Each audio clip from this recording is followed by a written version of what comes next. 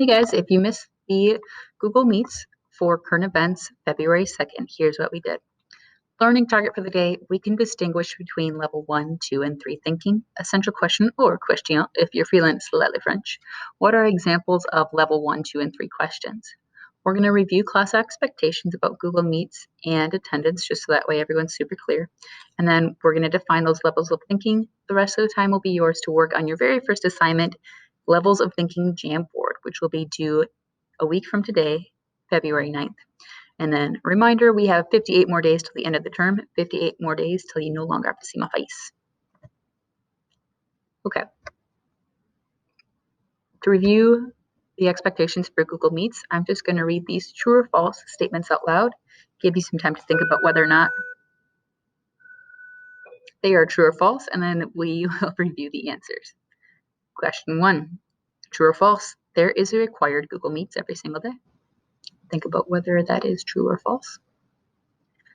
2, if I miss the Google Meets, I will automatically be marked absent, even if I email or text Ms. Collins that very day. Think about whether that one is true or false. Question 3, the Google Meets can be found under the Stream tab on Google Classroom. Think about whether or not that is true or false. Last one, I am required to turn on my camera for the Google Meets, true or false. Number 1, there is a required Google Meets every single day. It should be pretty short, 5, 10, maybe 15 minutes. That would be like a longer Google Meets. Next one, if you miss those Google Meets, just make sure that you contact me by 3 o'clock. If I don't hear from you through Google Meets, email, call, or text, I have to mark you absent in campus. Number 3, you can definitely find those Google Meets links under the Stream tab on Google Classroom. If you're having trouble with that, make sure that you contact me. Last one, you do not have to turn on your camera for the Google Meets. I get that there's 1,000 different reasons why you wouldn't want to turn on your camera, but if you're feeling brave and you would like to turn your camera on, it's always nice to see a human face, but it's totally your choice. All right, levels of thinking. There are 3 different levels, and on our assignments, I'm going to define like what level of thinking you're going to have to use to answer that question. That way you kind of know like the expectations or how to find that answer. So level 1 is going to be like something that's directly stated in the text, or you can easily Google, and Google is going to give you one very clear answer.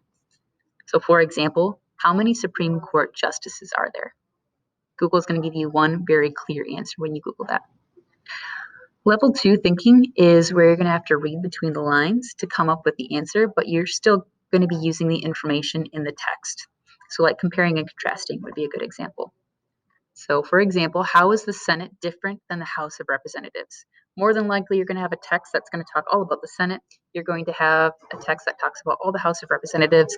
The text is not going to come out and say, here are the similarities and here are the differences between these two things. It's your job to kind of look at that information and make those connections about how they're different. Level 3 thinking is kind of hard to define because there's not necessarily like a right or wrong answer as long as you explain your thinking.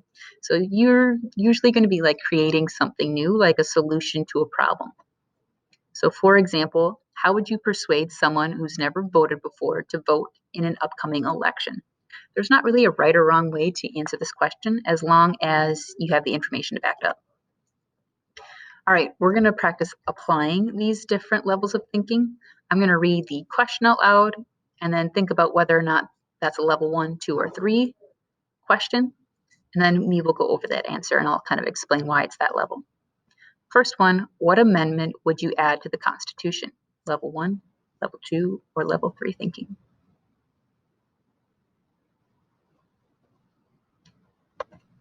If you said level 3, you're 100% correct because you're creating something new. There's not really a wrong answer to this question as long as you can explain your answer.